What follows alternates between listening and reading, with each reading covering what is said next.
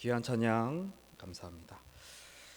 네, 오늘 설교 말씀의 제목은 잿더미 속의 소망의 불씨입니다. 잿더미 속의 소망의 불씨입니다. 오늘 본문 말씀은 우리 에레미야서 마지막 장인 52장의 말씀입니다. 52장에서도 그 끝부분의 말씀입니다. 52장은 남유다의 마지막 왕인 시드기야 때 바벨론에게 남유다가 완전히 멸망당하는 장면을 보여주는 말씀입니다. 하나님께 적극적으로 불순종한 므낫셋 왕 때 남유다의 멸망이 선포되었고, 에레미야는 이에 하나님의 말씀을 대언하여 바벨론을 통해서 하나님이 유다를 심판하실 것이라고 이야기를 했었습니다. 그리고 실제 그 모든 일이 오늘 다 이루어지는 것을 보게 됩니다. 오늘 남유다의 최종 심판의 모습이 드러나는 것입니다. 그러나 하나님은 이 백성을 포기하지 않으심을 또한 이 말씀을 통해서 주셨습니다. 우리 함께 본문을 보며 그 은혜의 말씀을 살펴보도록 하겠습니다.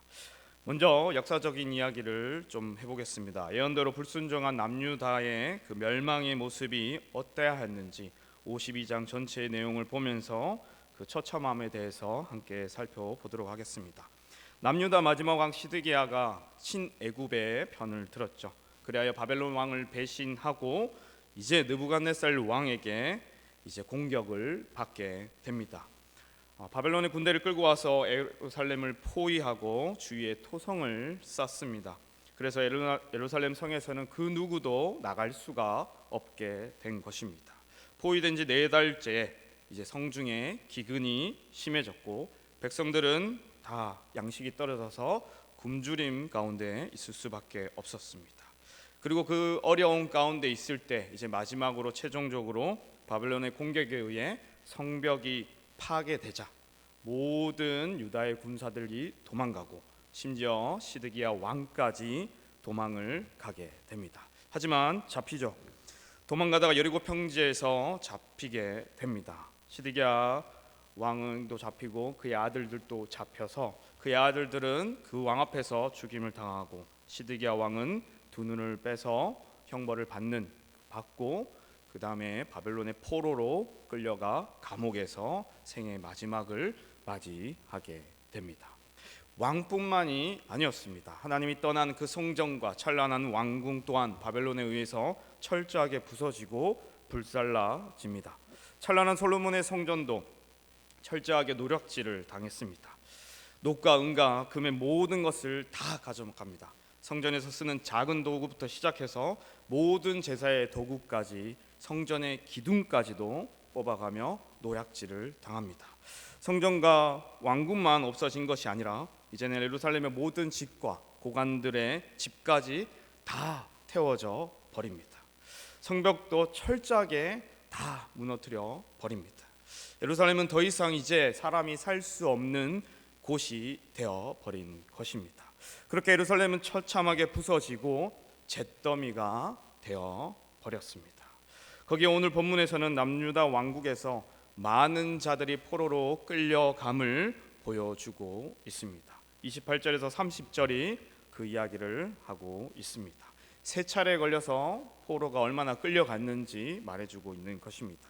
1차는 28절에 남유다가 완전히 멸망 전에 여호와긴 왕 때 주전 597년에 느부갓네살 제7년에 3023명이 포로로 끌려가고, 2차로는 29절에 남유다 멸망 때 시드기야 왕 때 주전 587년에 느부갓네살 제8년에 832명이 끌려가게 되고, 3차로 마지막에 30절에 남유다 멸망 후 이제 총독이 다스릴 때에 주전 582년에 느부갓네살 제23년에 745명이 끌려가게 됩니다. 오늘 본문에 나와 있는 말씀이죠.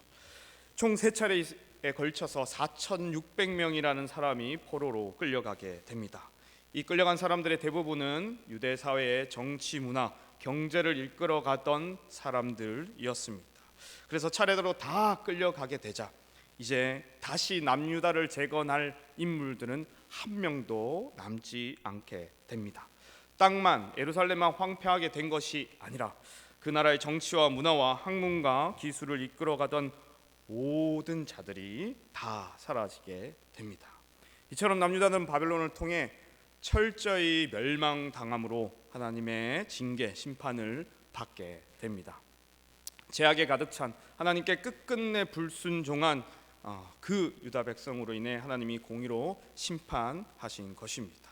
죄에 대해서 오래 참으셨고 이제 분명하게 약속하신 대로 심판하신 것입니다.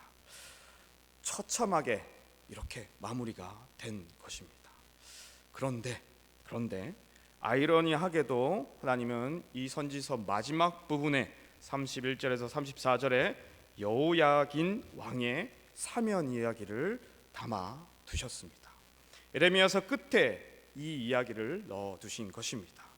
시드기야 왕 이전에 이미 끌려갔던 여호야긴 왕이 바벨론으로 끌려간 지 37년째 느부갓네살 왕이 죽고 에윌 브로닥 왕이 즉위한 뒤 사면을 받았다라고 이제 이야기하고 있습니다.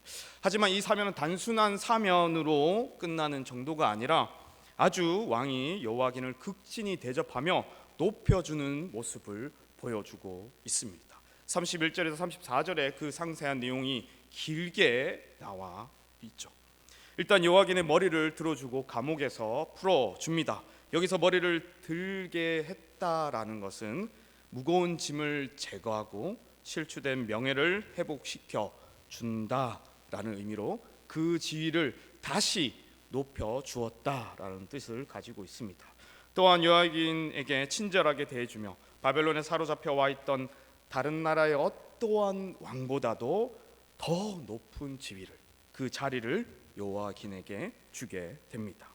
또한 여호야긴에게 제수의 의복이 아닌 이제 왕에 합당한 의복으로서 그 옷을 입히고 평생 동안 왕과 함께 지내며 왕과 함께 먹을 수 있는 그 은혜 또한 받게 됩니다. 이제는 포로가 아닌 왕의 손님으로서 자격 있는 자로서 함께 식사를 하게 되는 존재가 되게 되는 것입니다. 또한 여호야긴은 이 모든 은혜의 혜택들을, 바벨론 왕으로부터 모든 필요한 물품들을 받는 것들을 이제 종신토록 받게 되며 그의 평생 동안 걱정 없이 살게 되는 은혜를 받게 됩니다. 이처럼 여호야긴은 바벨론에서 받을 수 있는 최대의 호의를 받게 된 것입니다. 이 내용이 예레미야서 마지막에 기록된 것이죠. 예레미야서 전체를 보면 슬프고 절망스럽고 고통스럽고 불순종하는 그 내용들이 담겨져 있는데 이 마지막에 처참하게 멸망당하는 그 순간에, 끝나는 그 순간에 하나님은 여호야긴의 사면 이야기를 담아 주셨습니다. 아마 우리는 생각해 보아야 될 것입니다. 왜 하나님은 52장 마지막에 이 이야기를 넣으셨을까? 그 의도를 생각해 봤으면 좋겠습니다. 이는 절망과 멸망의 포로 가운데 있는 백성들을 향한 하나님의 메시지가 있음을 읽어야 할 것입니다. 하나님이 이 말씀을 통해 그 백성들에게 주시는 메시지는 바로 멸망의 잿더미 속에서 소망의 불씨를 보라는 것이었습니다. 유다에게 보여주기 위해 여호야긴의 복권과 후대함을 기록해 둔 것입니다. 만약에 52장이 30절로만 끝났다면 유다는 정말 끝난 것이었습니다. 절망밖에 없는 그 상황이었던 것입니다. 하지만 예레미야서를 이제 듣고 읽는 바벨론의 포로들은 이 낭만 가운데도 이 마지막 이야기를 보며 이제 다시 소망을 품게 되는 것입니다. 왜냐하면 그 당시 포로로 끌려갔던 그 왕의 대우가 곧 백성의 대우와 같기 때문이었습니다. 우리가 성경의 에스더와 모르게를 보면 알 수 있죠. 그들의 지위가 높아짐으로 말미암아 유대인들이 더 그 지위를 높게 받으며 또한 그 땅에서 정말 평안하게 복되게 살아갈 수 있는 그 성경의 이야기를 보면 알 수가 있습니다. 그래서 유다 백성의 전체 형편을 대표하는 것이 바로 여호야긴의 형편이었습니다. 그의 복권과 후대함은 곧 그 백성의 회복과 그 안에서 살아가는 평안이 주어질 것임을 나타내는 메시지였던 것입니다. 이 여호와긴 회복 사건을 통해 유다 백성들에게는 첫 번째로 바벨론 땅 가운데서도 하나님이 그의 백성들을 절망 속에만 있지 않게 하시고 회복하여 다시 살아가게 해주시는 소망을 주셨음을 볼 수 있습니다.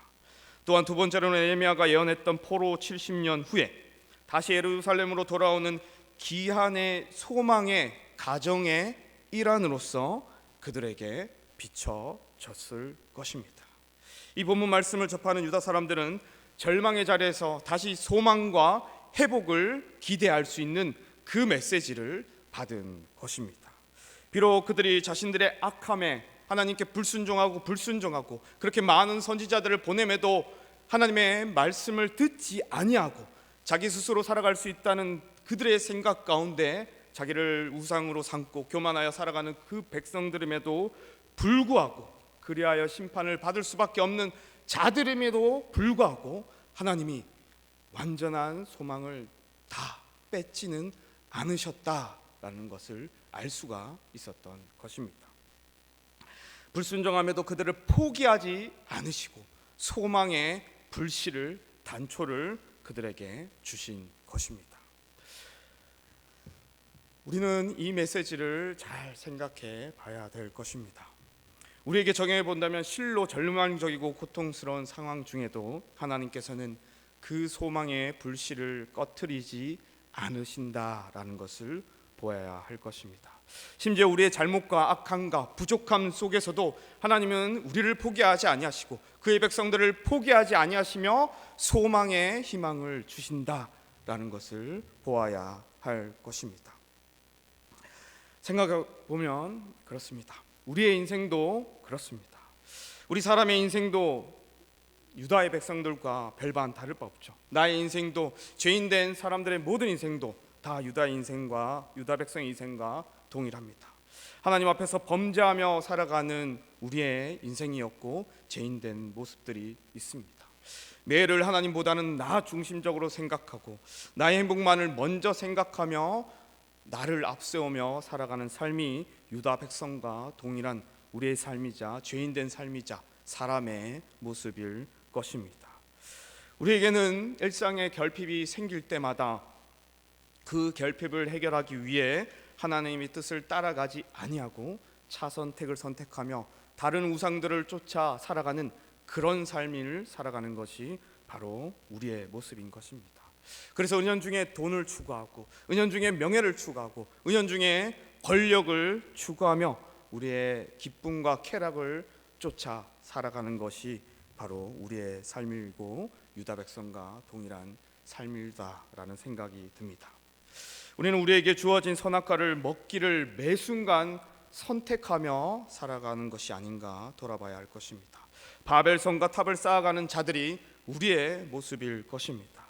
남유다의 백성과 같이 멸망의 끝에 서 있던, 그래서 잿더미 속에 있던 자들이 우리의 모습입니다. 우리는 썩어질 것을 동경하며 매력을 느끼며 살아가는 자들입니다. 거기에 소망을 두고 희망을 두며 살아갔던 죄인된 모습들이 있고 지금도 가지고 살아갈 수가 있죠. 하지만 우리에게는 죽음을 향해 달려가는 그 삶을 바꿀 수가 없는 그런 삶입니다. 참된 소망이 없는 자들이었죠. 죄로 말미암아 이 마지막 죽음을 향해 달려가는 삶이 우리의 삶이며 하나님 없이 살고자 하나님을 외면하며 살아가는 삶이 우리의 삶이었습니다. 그래서 당장 현실에 주어진 문제에 더 초점을 맞추고 눈에 보이는 소망을 이루기 위해 쫓아가는 삶이 우리의 삶이라고 생각이 됩니다. 하지만 정말 소망이 없는 자의 모습은 이런 것들을 쫓아가는 것이고, 정말 참된 소망이 있는 자는 이 죽음의 문제를 해결해 가며 나아가는 삶이 참된 소망에 있는 자의 삶이라고 생각되어집니다. 그곳 가운데 우리에게 소망의 불씨를 주신 것이죠. 죽음을 향해 달려가는 참 소망이 없는 자들, 그런 자들에게 소망의 불씨를 우리에게 주셨습니다. 바로 예수 그리스도를 우리에게 주셨습니다. 불씨라 하기는 너무 작죠. 소망의 불 근원 자체인 그 예수 그리스도를 우리에게 주셨습니다. 여기서도 복음을 볼 수가 있습니다. 여호와긴의 왕의 사면을 받는 모습을 본다면 마치 복음에 주는 우리의 복들을 연상케 하고 생각해보며 묵상할 수 있는 그 복들을 우리가 찾아볼 수가 있는 것이죠.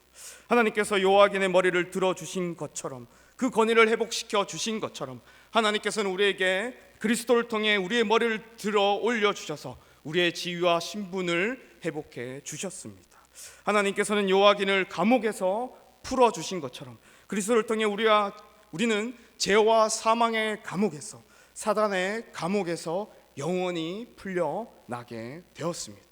하나님께서는 여호와긴에게 바벨론의 어떠한 왕들보다 높은 자리를 주신 것처럼 우리에게 하나님은 그리스도와 함께 왕의 자녀로서, 왕의 신분으로서 그 보좌에 앉게 해주시는 은혜를 주셨습니다. 하나님께서는 여호와긴에게 제수복을 의복으로 갈아입히신 것처럼 우리에게는 죄인의 모습에서 부임에도 불구하고 우리에게 영광스러운 그리스도의 의의 의복을 입혀 주셨습니다. 하나님께서는 여호와긴에게 평생 동안 왕의 앞에서 먹게 하고 필요한 것을 공급해 주신 것처럼 하나님은 우리에게 평생 동안 하나님 앞에서 살아가며 일용할 양식을 평생 동안 주신 것입니다. 하나님께서는 그리고 이 요한에게 종신토록 모든 은혜를 주신 것처럼 우리에게 그리스도로 말미암아 복음의 모든 은혜를 종신토록 주셨습니다. 그렇게 여호와긴의 회복을 보면, 그 소망을 보면 우리도 예수 그리스도를 보며 동일하게 우리에게 소망이 주어졌구나라는 것을 알 수가 있습니다. 우리 인생에서 가장 중요한 것, 그리스도를 보내주심으로 우리는 가장 큰 소망을 이미 받은 자요 성취한 자가 되었습니다. 우리에게는 사람에게 필요한 소망이 복음으로 말미암아 현실이 된 삶을 살아가는 것입니다. 시작된 것이죠. 소망이 소망으로 바라고 원하는 것으로 끝나는 것이 아니라 이미 소망이 성취되어 시작된 삶을 살아가는 것입니다. 죄와 사망의 지배체제에서 사고하고 생각하는 나의 모든 삶에서 이제는 한 줄기 빛 대신 예수 그리스도를 통해서 하나님이 우리에게 오셔서 우리의 삶을 회복해 주셨습니다. 지금 회복해 주셨어. 여러분은 지금 하나님의 자녀입니다. 지금부터 살아가는 인생이 다 하나님의 자녀로서 복권된 삶이며 복원된 삶이며 회복된 삶을 살아가는 것이죠. 그렇게 소망이 이미 시작된 것입니다. 그뿐만 아닙니다. 우리는 소망의 실체로서 또 영원한 마지막으로서의 소망 또한 우리에게 하나님이 주셨습니다. 이 땅에서 살아갈 때 우리가 이미 변화되었고 이미 하나님의 자녀로서 회복된 소망만 주신 것이 아니라 이제 마지막 소망, 부활의 소망까지 우리에게 허락하여 주셨습니다. 우리 베드로전서 1장 3절에서 4절 함께 읽어보도록 하겠습니다. 시작.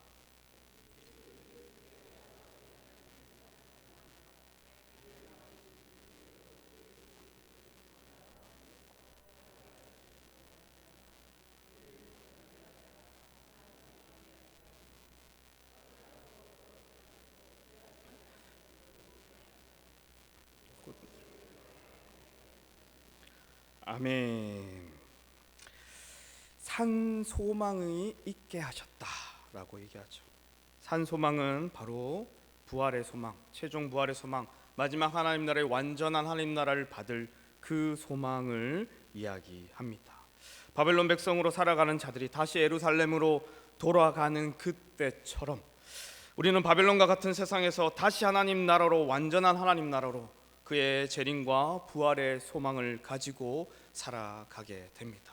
이미 자녀로서 회복된 신분과 그 삶을 살아갈 뿐만 아니라 이제 최종적으로 마지막 부활의 영생의 소망과 함께 하나님 나라를 받아 살아갈 그 기쁨의 세상을 우리에게 주신다 약속하셨습니다. 우리에겐 그 소망이 있는 것이죠. 이 소망은 살아 움직입니다. 산 소망이라고 얘기하죠.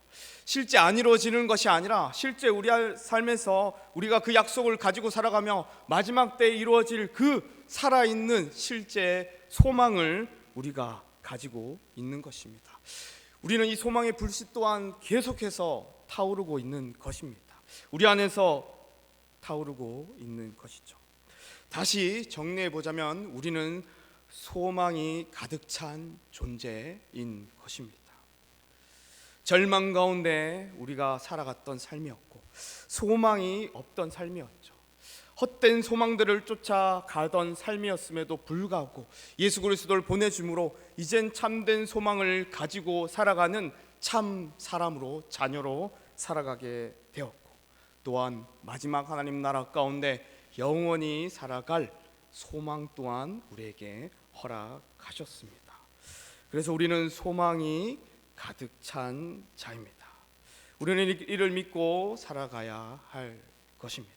우리 모든 성도님들이 우리 안에 소망이 있음을 보고 살아가시길 주님의 이름으로 축복합니다.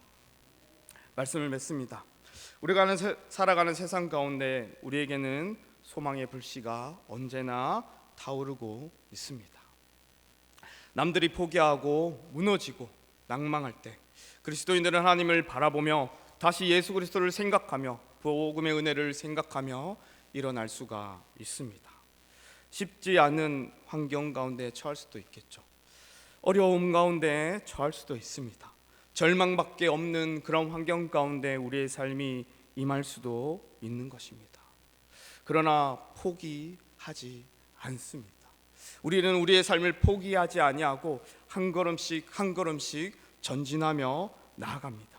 아무것도 없는 것처럼 보일지라도, 폐허 가운데 있는 것처럼 보일지라도, 당장 물질에 제한이 있고 당장 사업이나 사업이나 이런 실패를 경험할지라도, 때론 건강의 문제를 경험할지라도 우리는 우리의 소망의 불씨를 보아야 할 것입니다.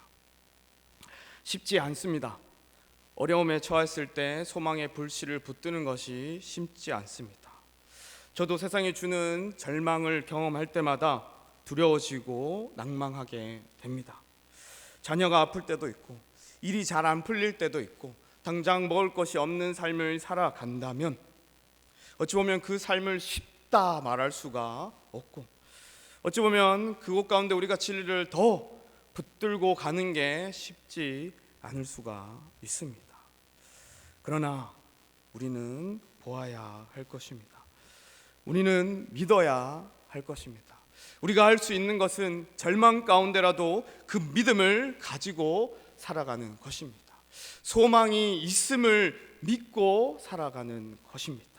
하나님께서 우리에게 그 소망의 믿음을 더욱더 강건케 하실 것입니다. 우리 로마서 15장 13절의 말씀 함께 읽겠습니다. 소망의 하나님이 모든 기쁨과 평강을 믿음 안에서 너희에게 충만케 하사 성령의 능력으로 소망이 넘치게 하시기를 원하노라. 아멘. 어려운 가운데 있을지라도 말씀을 붙드시길 바랍니다. 복음의 은혜의 말씀을 붙들고 복음의 은혜 안에서 주신 그 소망을 붙드시기 바랍니다.